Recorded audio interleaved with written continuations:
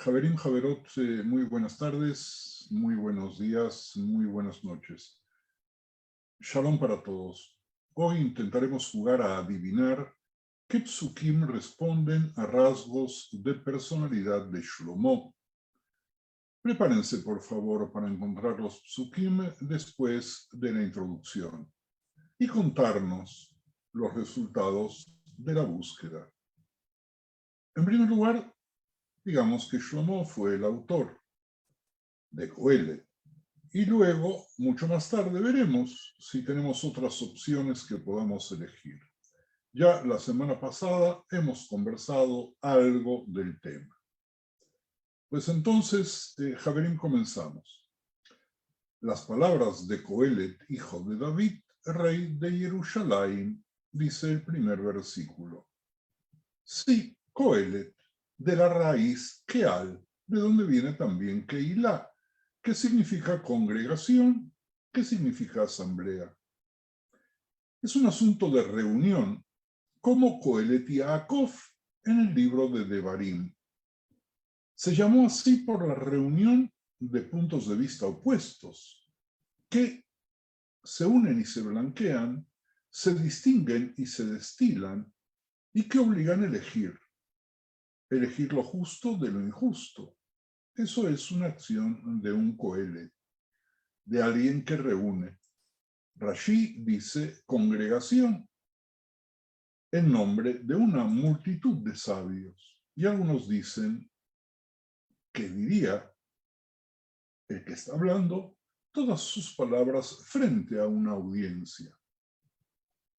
Rashbam nos dice que Shlomo se llama Coelet porque ha acumulado masivamente la sabiduría de todos los que le precedieron y que es el más sabio de cualquier hombre. Los reyes judíos hicieron la ceremonia de aquel. Reunían a las masas cada 7 años para hacerles oír la lectura de la Torá. Shlomo cumplió esa mitzvah varias veces durante su reinado. De ahí que el nombre Coelet significa el rey judío que hace a Kehel. Y el versículo continúa, hijo de David. Así está escrito en el primer libro de Melahim de Reyes, capítulo 8, versículo 1. Az yakel Shlomo. Entonces Shlomo reunió. Y esa debe ser una de las razones por las cuales se llamó a sí mismo Coelet, Akehel, Coelet. Coelet, no cualquiera, sino el hijo de David. Sabemos que fue Shlomo también según Ibn Ezra, dado que fue el único hijo del rey David ungido como rey. Por lo tanto, no puede haber dudas que quizás Coelet fuese alguno de sus hermanos. Rabbi Yitzhak ben Yehuda Abarbanel explica que Shlomo fue el único descendiente de David que realmente emuló a su padre David y por lo tanto fue capaz de escribir obras tan elevadas. El rabino Yitzhak en el Yalkut Shimoni explica que el apelativo de hijo de David solo puede aplicarse a un sucesor biológico y espiritual con gran similitud a las cualidades del rey David. Explica que el rey Shlomo tenía en efecto muchas de las cualidades que coincidían con las de su padre David, pero que nadie más que él las tenía. Por lo tanto, Shlomo era un rey, hijo de un rey, un profeta, hijo de un profeta, un sabio, hijo de un sabio. Hasta aquí por ahora. Rabinos entienden que Coelet, identificado aquí como hijo de David, es un seudónimo específico de Shlomo. Esto era lógico, ya que la Megilá describe la gran sabiduría de Coelet en el primer capítulo, Pasuk 16, y su gran riqueza en el segundo capítulo, entre los Psukim 4 y 9. Y así dicen los Psukim en traducción libre. Engrandecí mis obras, me edifiqué casas, planté viñas, me hice huertos y jardines, y planté en ellos toda clase de árboles frutales. Me hice estanques de aguas para regar con ellas un bosque, donde crecieran los árboles. Adquirí siervos y siervas, y tuve siervos nacidos en casa. También tuve mucho ganado, vacas y ovejas, más que todos los que vivieron antes de mí en Jerusalén. Acumulé también plata y oro para mí, y tesoros preciados de reyes y de provincias. Me proveí de cantantes, tanto hombres como mujeres, de los placeres de los hijos del hombre y de mujer tras mujer. Me engrandecí y acumulé más que todos los que fueron antes de mí en Jerusalén, y en todo esto mi sabiduría permaneció conmigo. Estos versículos que acabamos de escuchar concuerdan con las descripciones del rey Shlomo en el libro de Melahim como extremadamente sabio. En Melahim Aleph, capítulo 3, pasuk 12, en Melahim Aleph, capítulo 5, 9-14, en el capítulo 10. Era muy rico, muy, muy rico. Son estas virtudes, son estos defectos. Coelet se hace referencia a ellos de alguna manera. Bueno, hasta aquí vino mi ayuda. A partir de ahora espero que ustedes sean quienes puedan aportar los psukim. Sea cual fuera la razón, las diversas voces de pesimismo a lo largo del libro y sus múltiples expresiones de negatividad aparecen con fuerza y claridad a pesar de este encuadre.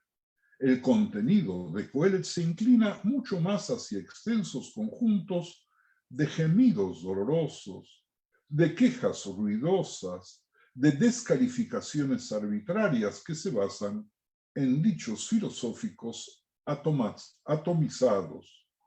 No por casualidad, un enfoque literario contemporáneo, sensible a la naturaleza multivocal de Coelet, fue propuesto por dos rabinos israelíes, Yoel Binun y Yaakov Medan, intelectuales de muy alto vuelo y muy conocedores del Tanaj.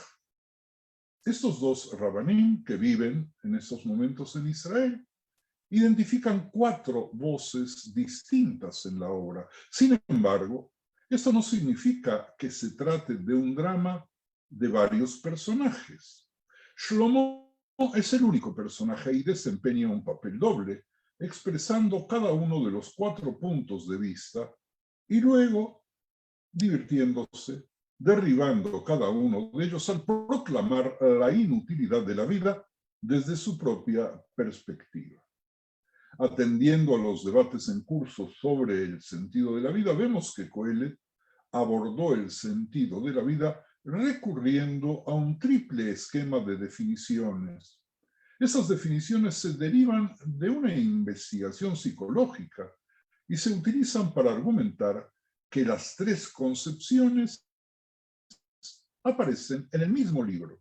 Aquí podemos preguntarnos si no hay contradicciones cuando aparecen aparentemente 4 personas que opinan diferente, o si hay 3 concepciones diferentes.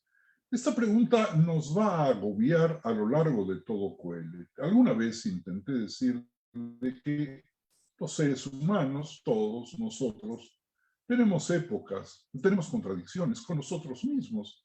Buscar la coherencia absoluta es un ideal, pero es también una utopía.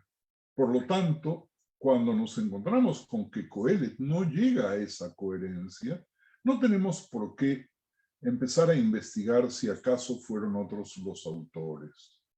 A Coelet sí le preocupa sobre todo la coherencia de la vida, que depende de patrones predecibles y fiables que la hacen sensata, pero también aborda el propósito y el significado de la vida, al tiempo que determina principalmente cómo se manejan estas formas de significado junto con las ideas que las acompañan, pero que están dentro del propio texto.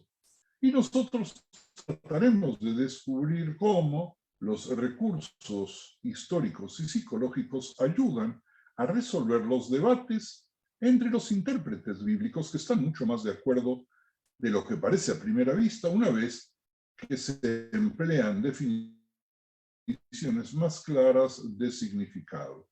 Javerim, Javerot, ¿la vida tiene sentido en Coelet?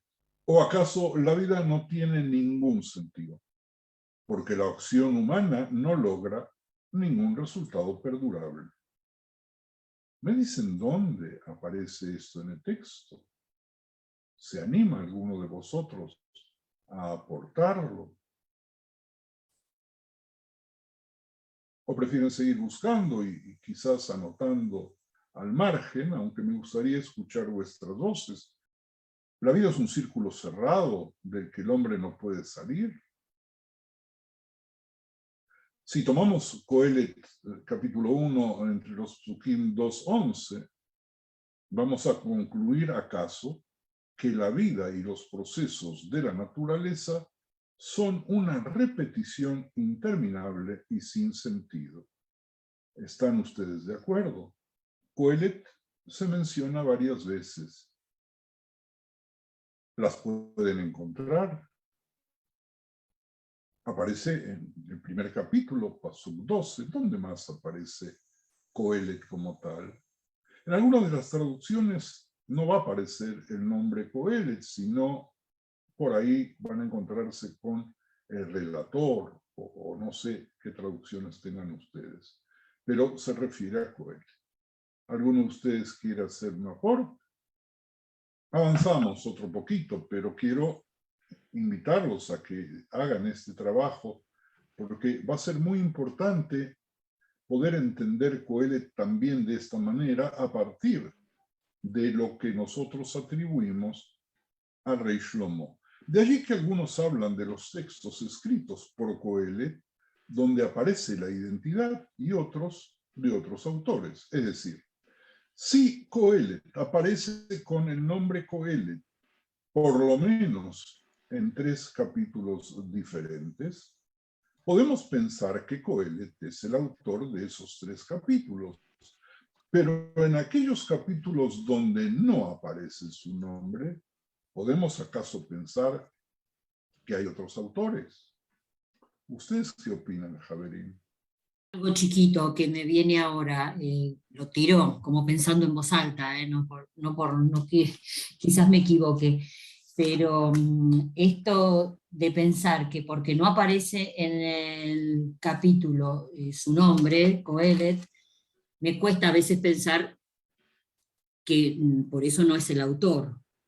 Podría no ser el autor, pero me cuesta pensar que no sea por eso el autor. Pero en el final, el último capítulo, 12, es como donde se hace el cierre de muchas cosas, y él en el versículo 9, este capítulo, dice, Coelet, además de ser sabio, enseñó también sabiduría al pueblo y bla, bla, bla. Como que está cerrando algo, una idea, y al autor de la idea. Y en el versículo 10 vuelve a decir, Coelet trató de encontrar palabras agradables para escribir correctamente palabras de verdad. Me hace pensar aquí, al principio de todo esto que estamos iniciando, que él con esto está firmando la autoría del... Muchos opinan como tú, y es un criterio bueno el pensar así. El hecho de que en cualquier obra nosotros vamos a encontrar que este libro fue escrito por fulano de tal, incluso en el primer capítulo, y luego no aparece su nombre, pero eso no significa que haya otros autores. Lo que a mí me importa es tratar de ayudarnos a todos, empezando a mí y también a vosotros, a poder tomar conceptos concretos que aparecen en el libro y vestirlos sobre la biografía de Shlomo. Y hacer el trabajo inverso, tomar la biografía de Shlomo, que vamos a ver de que no era ningún santo, obviamente, que no era una persona que tuvo una vida normalita, que siempre tuvo más o menos una vida regular, sino que todo lo contrario, que hizo cosas impresionantes que lo convirtieron en Shlomo Amelech, nada más y nada menos, pero que muchos jajamim, lo vamos a ver en muy pocos minutos, ven en esas cosas impresionantes cosas terribles. Cosas terribles. Y voy a darles solamente una para ayudarles a pensar. La magnificencia que Shlomo le dio al primer Beit Hamikdash es algo maravilloso, fuera de serie. Pero muchos Jajamim vieron en el pasado y pueden ver en el presente que esa exageración del lujo trajo muy malas consecuencias para el pueblo y también trajo muy malas consecuencias para lo que debía ser un Beit Hamikdash entendido a partir de el lugar de reunión del pueblo para dirigirse a su Dios, cuando nuestro Dios no necesita de la extravagancia de los hombres. No sé si me explico.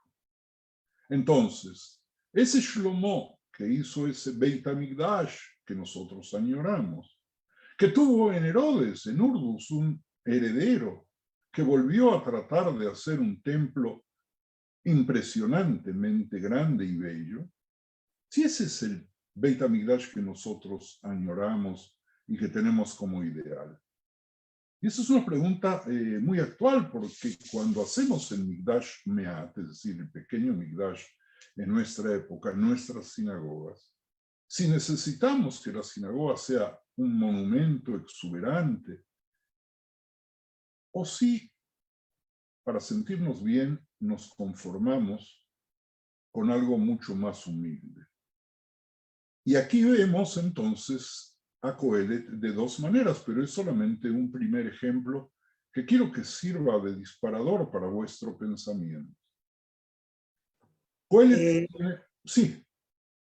Sí, Rab, quería decir que yo tengo, un poco siguiendo lo que decía Galia, tengo la sensación, y sobre todo cuando tú subrayas el tema de la contradicción del hombre, que hay una lógica y una unidad, digamos, de pensamiento en Coelet, que podría aludir a un solo autor, ¿no es cierto? Sin necesidad de pensar en varios autores, ¿no? Sino una persona que a partir de sus propias contradicciones, bueno, ve una determinada cosa o ve otra cosa, ¿no es cierto? Y cuando hablabas del tema del Beit Hamikdash, que evidentemente terminó en la catástrofe, digamos, de la división del reino, ¿no es cierto?, como última situación muy penosa para el pueblo, hay también, cuando mencionas el tema de lo psicológico también, de que Shlomo nació en un contexto de riqueza y de bienestar, ¿no es cierto? Por lo tanto, en ese afán, aunque yo acuerdo contigo en que el Beit Knesset no tiene que ser lujoso ni competir por ese lujo, pero eso es lo que él me parece que quería como mostrar y que le venía de su propia infancia, digamos, de todo lo que tuvo, ¿no? Entonces quería darle a Dios todo eso, ¿no? Sin pensar demasiado en el contexto. ¿Se entiende lo que digo, Ra? Sí, se entiende perfectamente. Lo que yo quiero ver, si esto que tú dices también se plasma en el texto. Es decir, si hay una coherencia entre lo que nosotros, los puntos que nosotros llegamos, con lo que aparece en el texto, para poder hacer ese puente que yo quería. Vi otra mano. Sí, yo quería varias cosas. Una, que estamos hablando todo el tiempo de autoría. La verdad que cuando Coelet empieza, dice, Ele divrei Coelet, o sea, estas son las palabras de Coelet. No necesariamente implica que Coelet escribió, o sea, implica que Coelet las dijo. O sea, que tal vez estamos ante un texto que ha sido registrado, ¿sí? Que la tradición se lo otorga a Shlomo, pero que no se trata de un texto escrito, sino de un texto hablado. O sea, está el predicador y dice, es una posible lectura.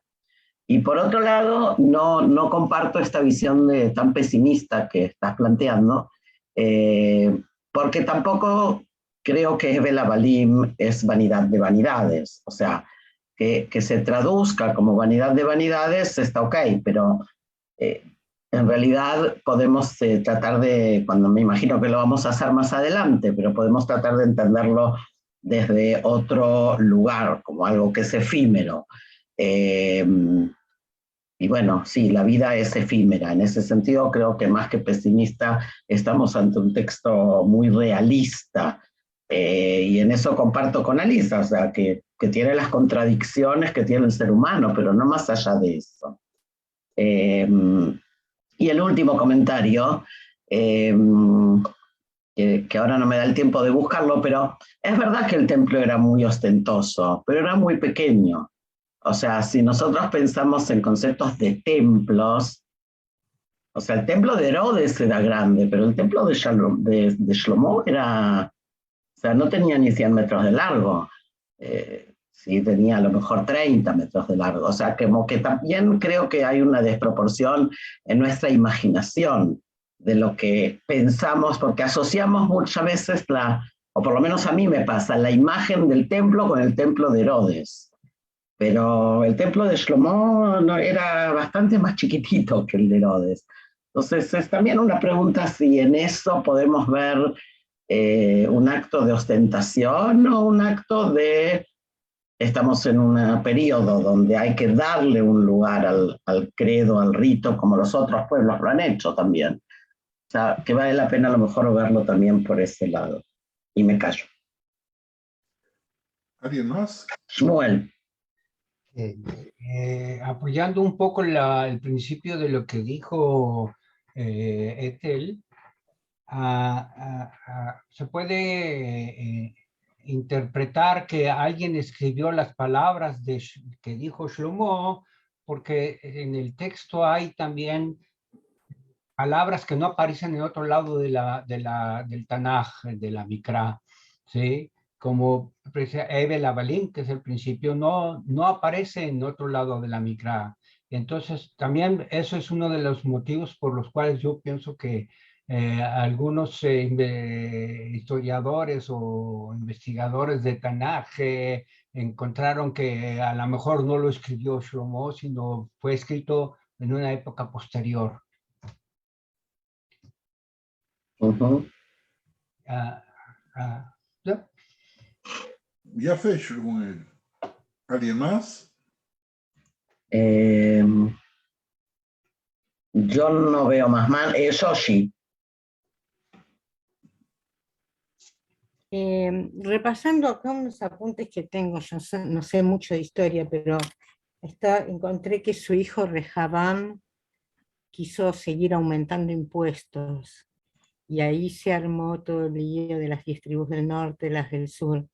Y viviendo en un país donde nos atosigan con impuestos, pienso que esos templos hermosos salían de algún lado. Entonces me imagino cómo fue la relación de Shlomo con su pueblo y su fastuosidad.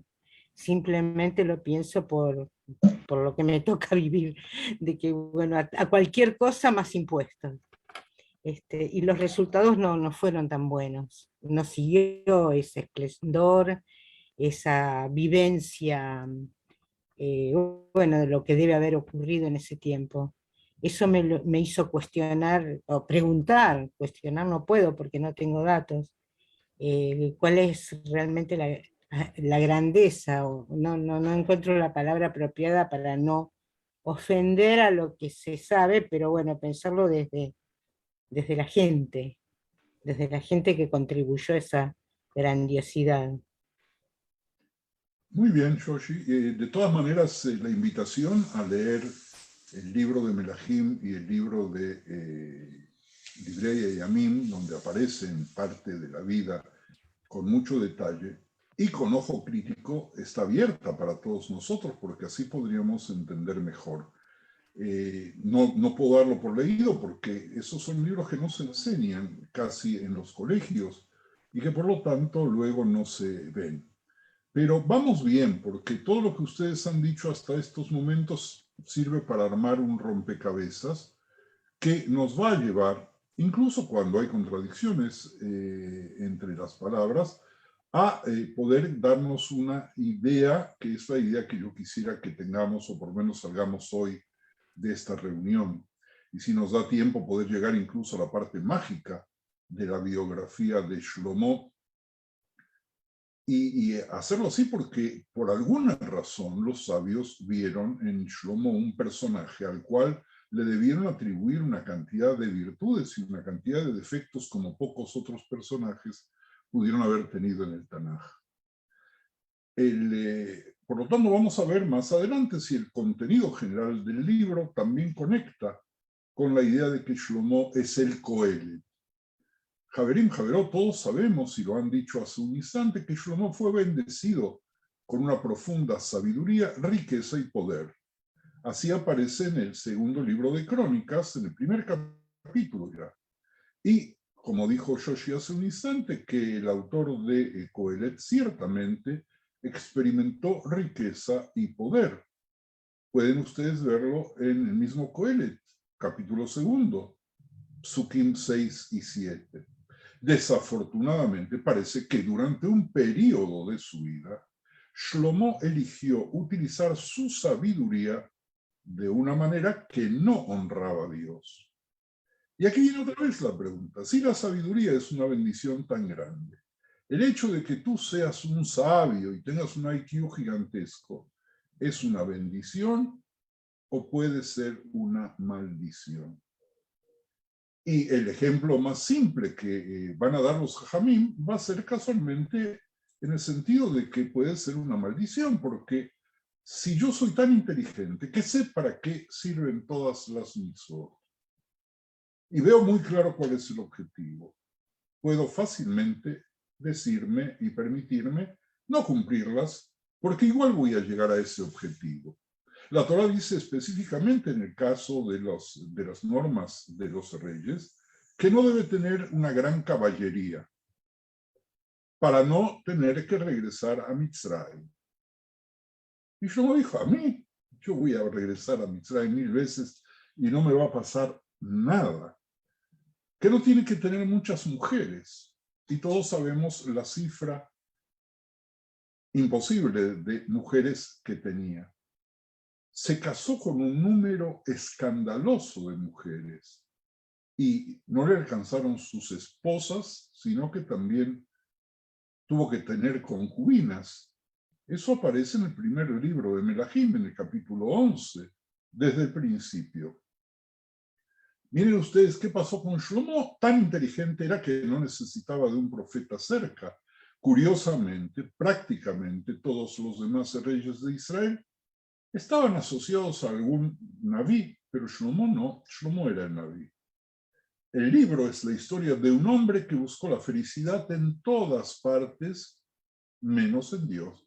Y llegó a la conclusión de que Dios es en última instancia todo lo que importa, pero eso, como de alguna manera Galia nos quiso llevar para ahí, aparece recién en el último capítulo, en el capítulo 12, donde algunos piensan que no fue el mismo autor de todo el libro quien los incluyó, y que fueron incluidos para lograr la canonización del libro.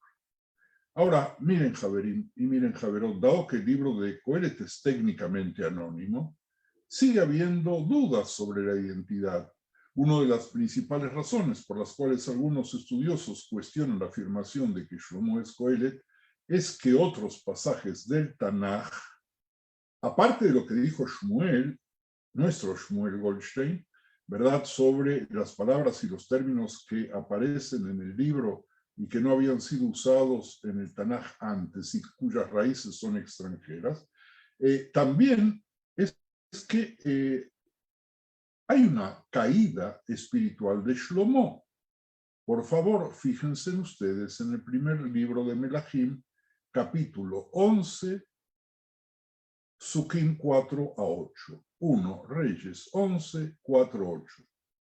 pero no se refieren a un despertar personal. Por supuesto, lo que se escribe en Coelet es muy personal y privado. El libro detalla las acciones y arrepentimientos de un hombre que se acerca al final de su vida. Shlomo podría haber escrito estas palabras, como muchos jajamim opinan, cerca de su propia muerte. Las luchas que experimentó cerca del final de su reinado, fíjense ustedes en Melahim 1, Melahim Aleph, capítulo 11, podrían haber desencadenado la convicción también que se expresa en el libro. Ahora miren ustedes, Javerín, qué pasa con nuestro Talmud. Los Tanaim, con la excepción de Yosef ben Halafta, se inclinaron por tratar solo sus debilidades y su caída. Y nosotros seguiremos esa huella desde los libros del Tanaj hasta el Zohar, arribando al mundo fantástico que nos dará la posibilidad de una lectura especialmente mágica de Coelet. Vamos a empezar por el nombre Shlomo. Miren, Javerim, hay una Gemara que de alguna forma dice que las personas, Sadikim, van a llevar el nombre que Dios les va a dar y les dio antes de que nazcan. Y Shlomo es colocado en Yerushalmi, en el Talmud de Jerusalén, en Brajot 7, en el contorno de los Sadikim. ¿Por qué? Porque su nombre le fue adjudicado antes de que nazca. Eso aparece también en Bereishit Rabá 44:11 y en Tanjuma Bereishit 30. Dios le dio el nombre antes de nacer. Previó que sería un sabio, Dios. Dios previó que fuese un tzadik, un gran rey. ¿O Dios se equivocó? O pese al nombre que llevaba, hizo todo lo posible para no ser exactamente como su nombre. Dios deseaba que el nombre decida su personalidad o que le ayude a elegir la grandeza. Ese tema lo habíamos visto en un curso anterior, cuando analizamos el tema de los nombres desde el punto de vista de la proyección, y habíamos hablado, Jodorowsky, si algunos de ustedes se acuerdan, sobre la influencia que puede tener el nombre que dan los padres al hijo. Pero además de los nombres principales que ya vimos, Shlomo y Yedidiah, que aparece en el segundo libro de Shmuel, capítulo 12, y Coelet, que ya hemos visto en más de una oportunidad a partir del primer capítulo y primer pasuk del mismo Coelet, y Shlomo, aparecen otros nombres: Agur, Bin, Yaque, Lemuel, Itiel, Ukal, en Mishlei 30. Lo voy a decir en Ibrit: Divrei, Agur, Bin, Yaque, Amasa, Neuma Geber, Lehitiel, Veujal. En el capítulo 31 de Mishlei, en el versículo primero dice: Divrei Lemuel Melech Masa Asher Isratu Imo. ¿Qué quiere decir todo esto? Estas palabras son rarísimas. Entonces, según las interpretaciones, podemos entender el tema de los nombres, estos nombres de Shlomo, como aquel que recogió las palabras de la Torá, que las entendió, que las enunció, que dijo a Dios en su corazón: tengo el poder, en consecuencia, puedo transgredir las prescripciones de la Torá. Javerim, Javerot, ¿qué pasó se puede aplicar aquí de Coelet? Piensen por un instante. Pero hay una segunda escuela que adopta otras explicaciones a cada uno de los nombres que leímos recién. Agur significa el que ciñó sus lomos. Bin, el que construyó el templo, de decir Boné, ¿verdad? Yaque, el que reinó sobre todo el mundo. Itiel, el que entendió los signos de Dios. Ukal, el que pudo resistirlos. Eso aparece en Shir Hashirim Rabbah 1.1, en Midrash Mishlei 31, en Targum Sheini a Esther 1.2. Shlomo fue también uno de los llamados Bahurim, en el sentido de jóvenes elegidos, y Yedidim, de amigos, Ahuvim, amados, así fue llamado en Avot de Rabbi Natán. Y la pregunta es que tendríamos que hacernos otra vez, ¿y por qué tantos nombres? El nombre, en definitiva, nos coloca a nosotros en un marco. Yo soy Irachmiel y no soy otro. Tú eres Shmuel y no eres otro. Tú eres Lea y no eres otra. Pero cuando aparecen tantos nombres, ¿quién eres? Sumamos los significados de los nombres, los restamos, o nos están indicando de que los Jajamim y los textos de alguna manera no saben cómo manejarse con respecto a Shlomo, perdón. El instructor de Shlomo en la Torah, su maestro, se llamó Shimei, cuya muerte marcó el primer deslizamiento de Shlomo hacia el pecado. Repito, si Shlomo supo Torah fue porque tuvo un maestro llamado Shimei, pero resulta que la muerte de Shimei es el primer testigo de quién fue en definitiva Shlomo. Brajot 8a. Brajot 8a, Gemara, en el Talmud de Babilonia.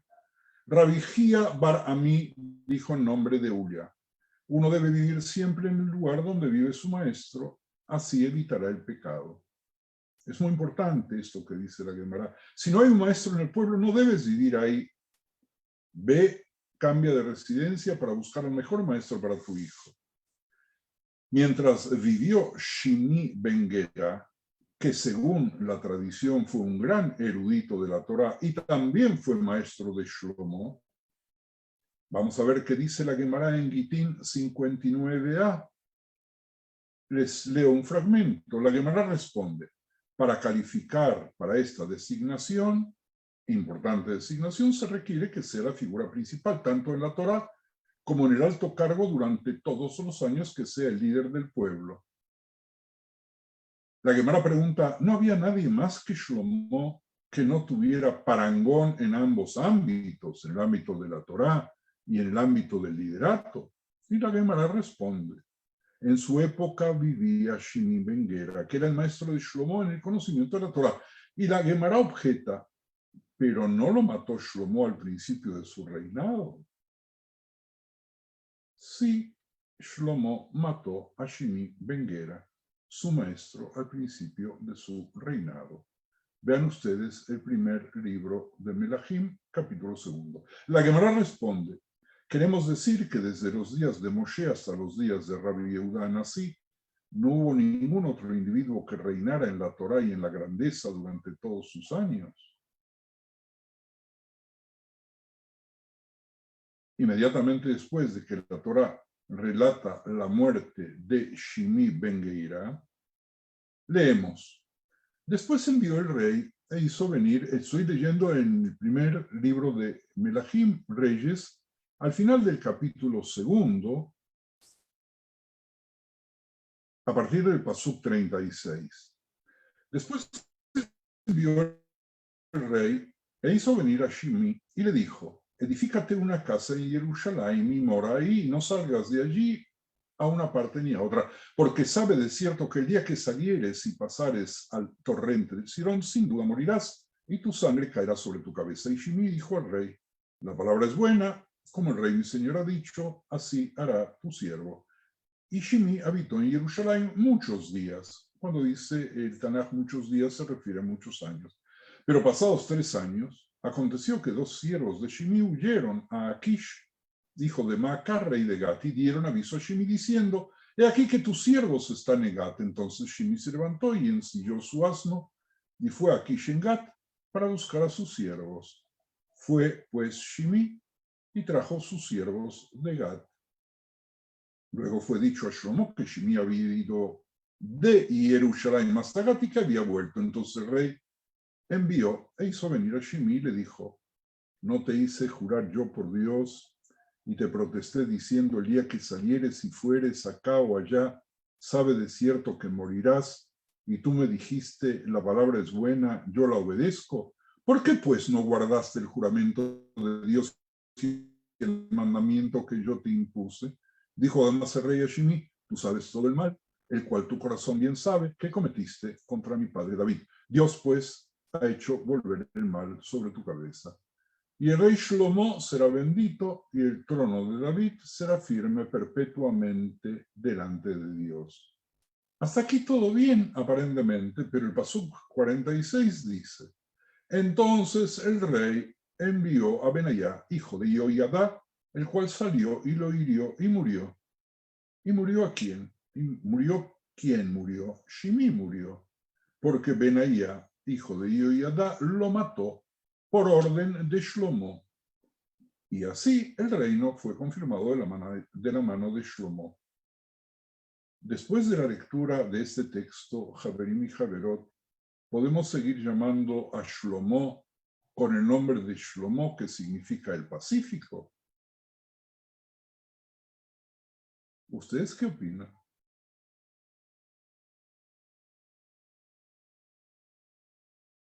Veo a Gonzalo que mueves la cabeza, como poniendo en duda, ¿verdad? Perdón, Rab, se cortó su voz justo cuando estaba explicando la razón por la que había salido y por lo tanto había transgredido algo. ¿Puede Sí, repetir? se encontró con que había perdido dos de sus siervos, dos de sus empleados que se habían ido al reinado vecino. Y entonces él decidió ir por ellos, entonces tomó a su asno, a su burro, se montó en él y salió de Jerusalén a buscarlos. Es decir, que el interés que tuvo Shimí por esas personas fue mayor que el respeto que debió haber tenido al compromiso que hizo con Shlomo. ¿Algún comentario? Gracias. Perdón, Rab, quiero hacer una pregunta porque no sé si no quedó claro. Es decir, bueno, la pregunta que habías hecho, ¿por qué tantos nombres? ¿No? Es decir, es por esas tantas características que no lo definen con un solo nombre. Podría muy bien ser. Podría muy bien ser. Es decir, después de todo, estos nombres aparentemente fueron dados por el pueblo, y de esa manera llegaron a los oídos de los rabaní muchos años después. Entonces, si a alguien lo llaman en un momento de su vida el flaco y en otro momento de su vida el gordo, significa que pudo haber sido flaco y gordo. Si de pronto tú te encuentras escarbando para buscar la personalidad de alguien y sabes que lo llamaron de esta manera y de esta otra manera y de esta otra manera y de esta otra manera, tú no sabes de quién estamos hablando. Todos esos nombres son válidos. Ninguno de esos nombres son válidos.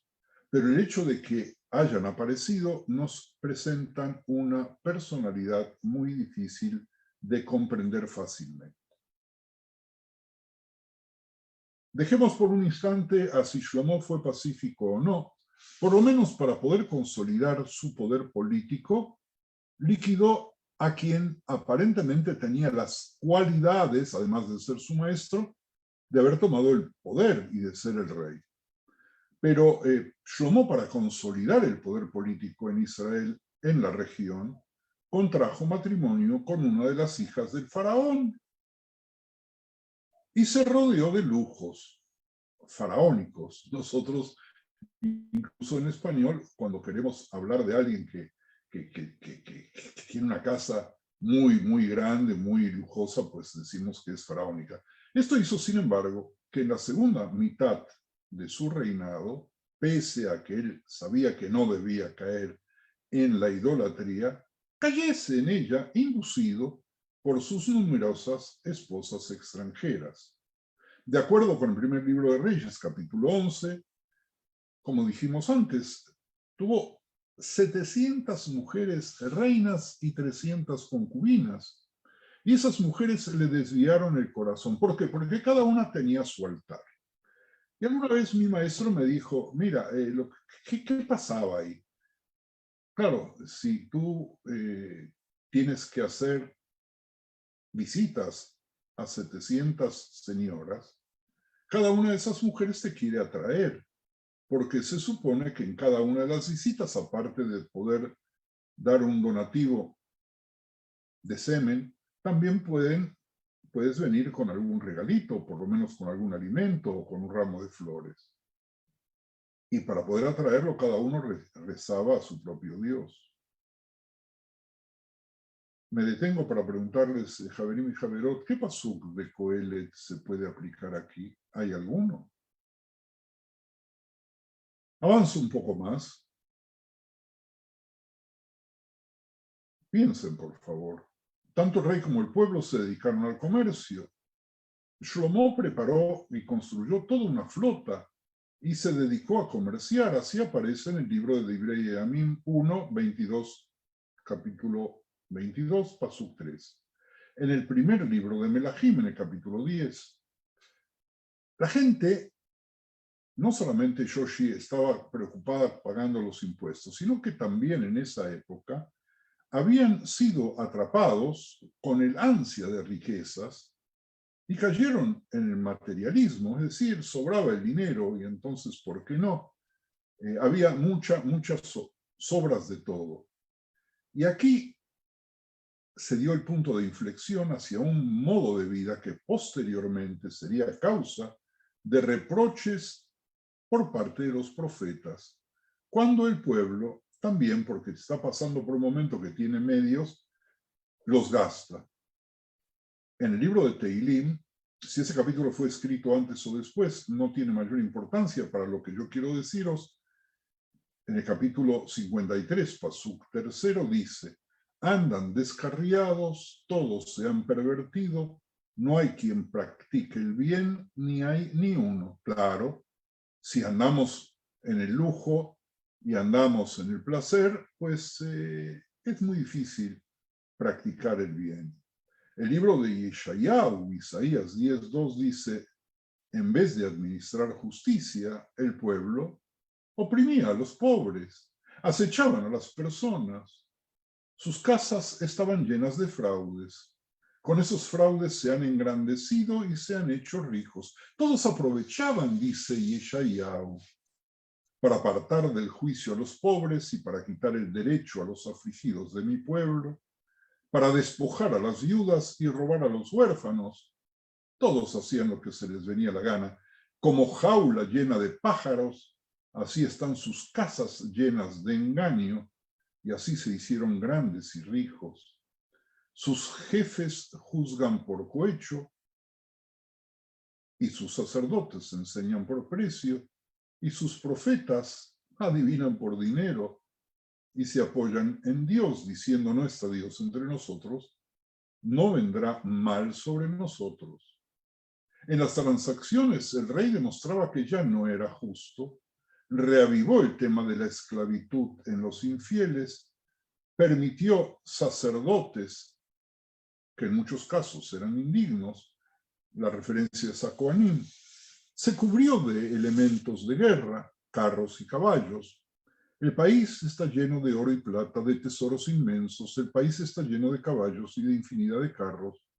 Aquel pecado de Shlomo, priorizar la obtención de riquezas por sobre la ley de Dios, fue la causa de que a su muerte se dividiera el reino de Jerusalén, tal cual como uno de vosotros dijese hace un ratito. Pero aunque cometió este pecado, pareciese ser que Shlomo se arrepintió y antes de morir alcanzó a inspirar o a escribir el libro de Coelet para aconsejar a otros que no cometiesen su error. Donde vemos la relación, esta relación en el libro.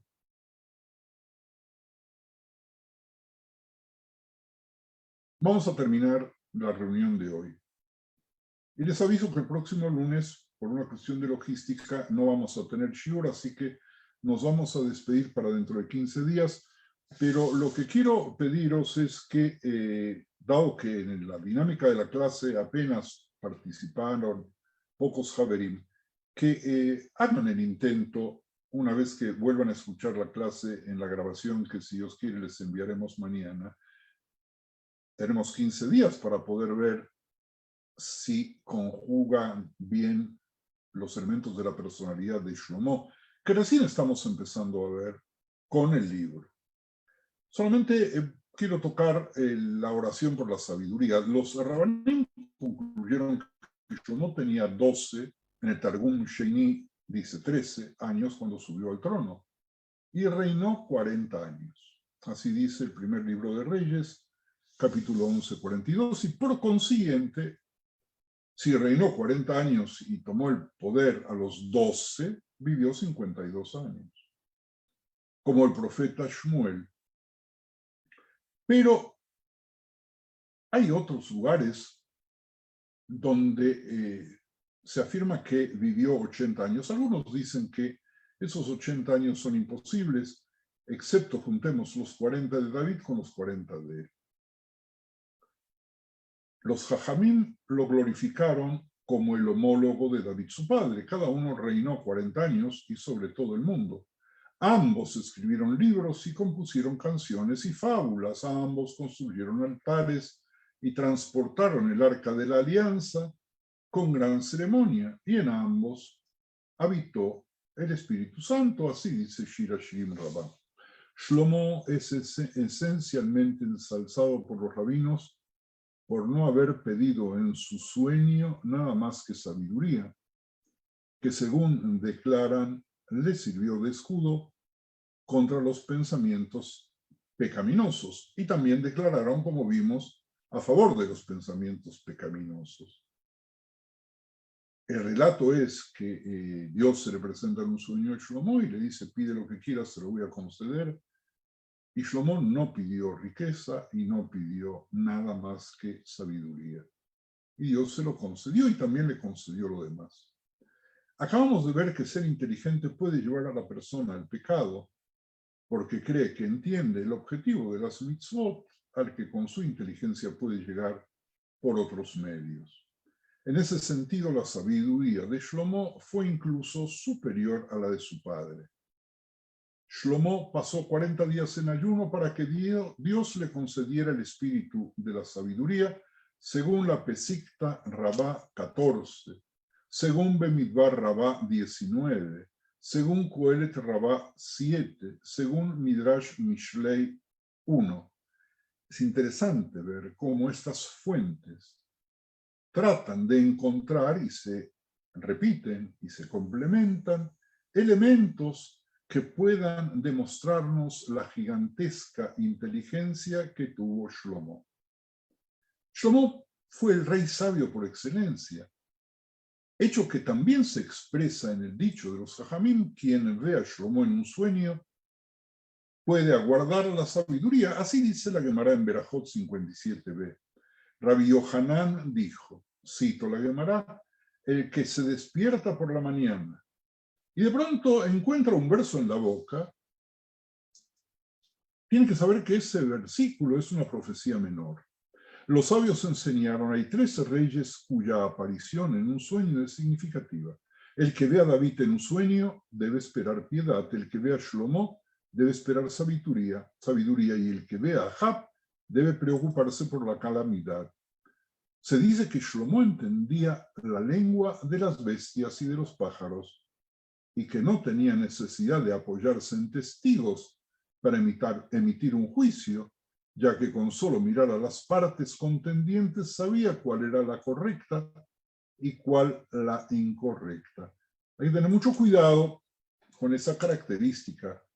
Si alcanzamos, hoy ya no va a ser, pero con eso vamos a empezar dentro de 15 días, Haverim, cuando veamos el juicio que él pronunció en el caso de las dos prostitutas, vamos a poder entender que esa manera de hacer justicia es muy, pero muy peligrosa y que no es recomendable asumirla. Yo diría que nadie debe, si tiene que encontrar el secreto de una investigación, utilizar esas técnicas que a Shlomo les resultaron bien, pero que a nosotros nos pueden resultar terribles. Así que, Javerim, hasta aquí. Me gustaría escuchar comentarios antes de despedirnos y saludarnos hasta dentro de 15 días. ¿Qué tal? Bueno, una pregunta, que es una duda también de lo que nosotros estudiamos. También lo dijo el Rab de que no ser inteligente es ser inteligente no quiere decir ser a lo mejor una persona correcta, porque creyendo que sabe todo, transgrede. Pero acá hay unas puntas muy grandes, porque en todos lados se dice la persona más inteligente del mundo,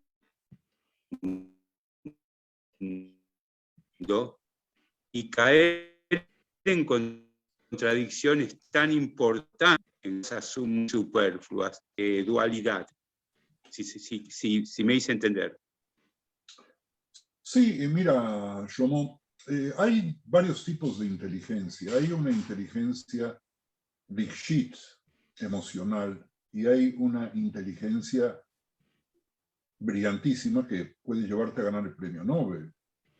Pero el hecho de que ganes el premio Nobel en matemáticas o en economía no necesariamente indica que vas a ser un buen padre.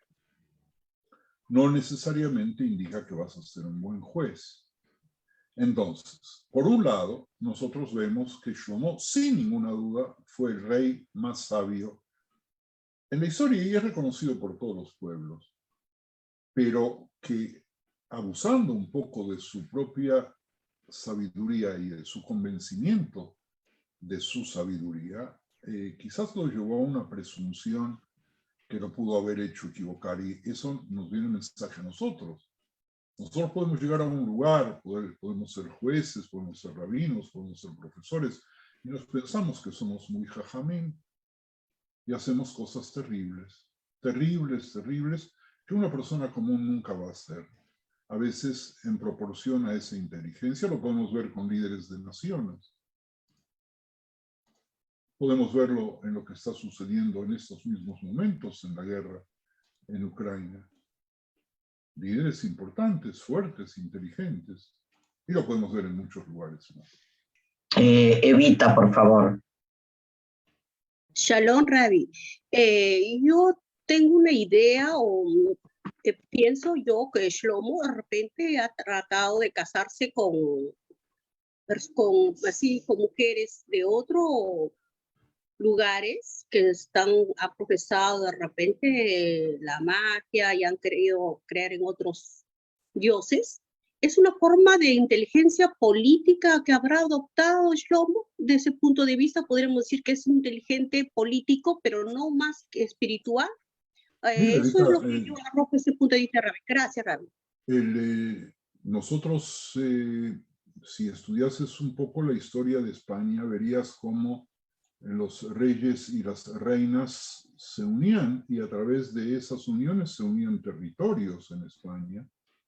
Y ese tipo de bodas de conveniencia eran políticamente muy útiles para lograr los objetivos.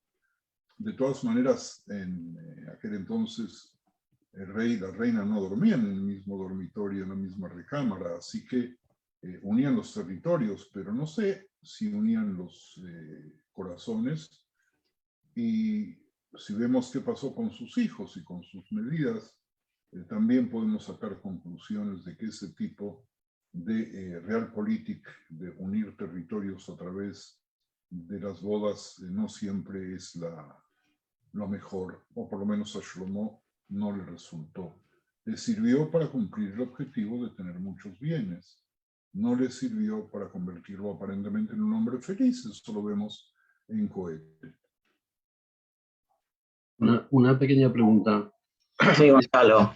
Es que me queda la duda cuando ha planteado el tema de que Shlomo asesinó a su maestro. Entonces, un poco en ese sentido, yo sin conocer cuál es la interpretación y luego también si entra en contradicción de de la característica de pacificador de Shlomo, ¿no? O sea, en concreto la pregunta es, ¿qué pasó con el asesinato que ha comentado del maestro y qué interpretación tiene? Podemos darle varias lecturas, Gonzalo. Muchas gracias por la pregunta, porque nos lleva a algo que no tenía previsto tocar, pero que merece ser tocado. Por un lado, él tiene un raciocinio. Shimi Ben Geira aparentemente no se portó bien con su papá. Entonces, él necesitado un poco también de ganar la legitimidad de la continuación del reino de David, se convierte en el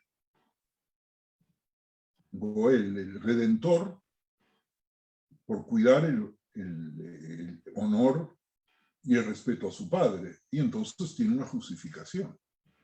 Por otro lado, podemos leer eso también como una manera muy simple de sacarlo del terreno, porque si su reino se veía amenazado por quien podría ser candidato a suceder a su padre, pues una vez quitado del medio, ya también los otros oponentes se fueron. Y esto es parte otra vez del doble mensaje, de la doble lectura y de la posibilidad de ir cambiando de dial que nos presentan las escrituras para obligarnos a nosotros a pensar. Y a obligarnos a nosotros a pensar y decir, bueno, sí fue el vengador del padre, en épocas en las cuales la venganza de la tribu era muy común, y hoy día sigue. En la zona donde nosotros vivimos, aquí en el oriente, casi no hay día en el cual no haya algún tipo de crimen por honor. Y dentro de la sociedad a la cual pertenecen los asesinos por honor, pues son recibidos muy bien. Y son madres que matan a sus hijos, y padres que matan a sus hijas, y hermanos que matan a sus hermanas. Y a nosotros, si lo vemos desde el lado judío y desde el lado occidental, nos parece una barbaridad. Por otro lado, podríamos haber esperado que Shlomo diese indulto a quien se había portado mal y no utilice digamos, el margen. Yo podría agregar, para defenderlo a Shlomo, otro argumento más, y podría decir, bueno, sí se comprometió a arresto domiciliario, a no salir de Jerusalén, que era muy pequeña la ciudad en aquel entonces, y salió. ¿Y salió para qué? Fue a buscar alianzas con reyes extranjeros para poder atacar a Shlomo y quitarlo del medio, para hacer la guerra a Israel. Después de todo, Shlomo pudo haber tenido ese tipo de fantasías y pudo haber actuado. Es decir, nosotros deberíamos remitirnos, Gonzalo, al libro y detenernos un buen rato tratando de ver qué sucede, que excede el margen, obviamente, de nuestro curso, pero les invito a todos los Haverim que tomen en sus manos el guante que arrojó Gonzalo para poder llegar a dilucidar esa parte de la personalidad de Shlomo. Al respecto de lo que mencionó ahorita Gonzalo,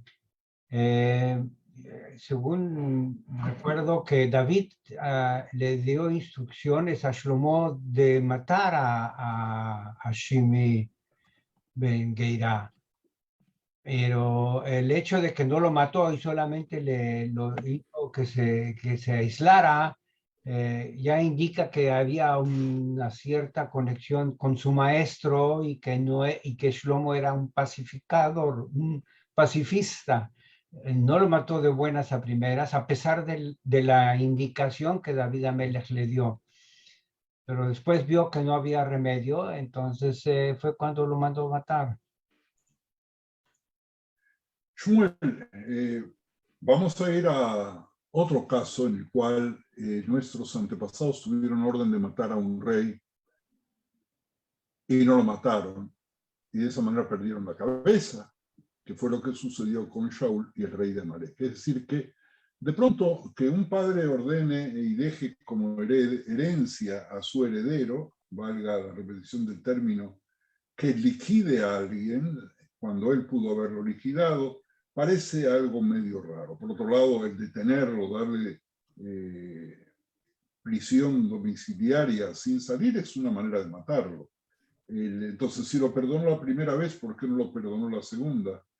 Y no lo mató porque lo respetaba, porque era su maestro, o porque tenía miedo que se iba a intentar matarlo. Quienes eran los seguidores de Shimi Ben Geira iban a vengarse, porque se supone que Shimi Ben Geira también tuvo hijos y pues, probablemente alguno de los hijos pudo querer vengarse de Shlomo. Y cuando uno empieza a vengarse de esa manera, uno sabe cuándo empieza, pero no sabe cuándo acaba. Así que la vida de nuestros antepasados, Javerim, no hay ninguna duda, fue muy interesante. Cerramos, sí. Libe, por favor. Sí, More, después de todo este torbellino de relaciones y de reflexiones y demás, que enriquece, ¿no? Me quedé muy prendida de su comienzo, cuando relaciona Coelet con Keilah, con el lugar de reunión. Y esto se relaciona con Shlomo. ¿Es Shlomo el que de alguna manera intentó aplicar esto para la gente, para su gente, para el pueblo, y que nos atraviesa hasta este momento, el lugar del encuentro, de la reunión? Lo que pasa, Libe, es que Shlomo enseñaba a las multitudes proporcionalmente vistas, es decir, reunía gente y hablaba y enseñaba la Torá. El objetivo de la ceremonia de Akehel, que se hace en Sukkot cada 7 años, es de alguna forma renovar el pacto de la Torá enseñándolo. El juicio que hizo Shlomo, lo vamos a analizar si Dios quiere dentro de 15 días, con las prostitutas, no fue en un juzgado, fue frente al pueblo. Es una manera también de enseñar, arbitrar justicia, arbitrar, lo digo en el sentido bueno del término, como árbitro, frente a todos es enseñarle a la gente también cómo comportarse. Así que todos estos conceptos están relacionados. Que nosotros hoy día llamemos a la Keilah, de la palabra Keal, que quiere decir público, es una derivación idiomática. En algunos momentos de la historia la Keilah la llamamos de otra manera. Y en algunas comunidades también hoy no se usa el término Keilah. Bueno, gracias, Libe, por tu participación. A todos, Javerim, hoy tuvimos una sesión con hermosas participaciones. Así que anímense para que cuando nos volvamos a reunir sigan aportando, porque no solamente yo voy a aprender de ustedes, sino que cada uno va a aprender del aporte de lo que comprende el otro. Y así vamos a irnos puliendo y afilando cada día más. Así que muchísimas gracias a todos por estar, muchísimas gracias por participar, muchísimas gracias por aportar con vuestra lectura de la Torá.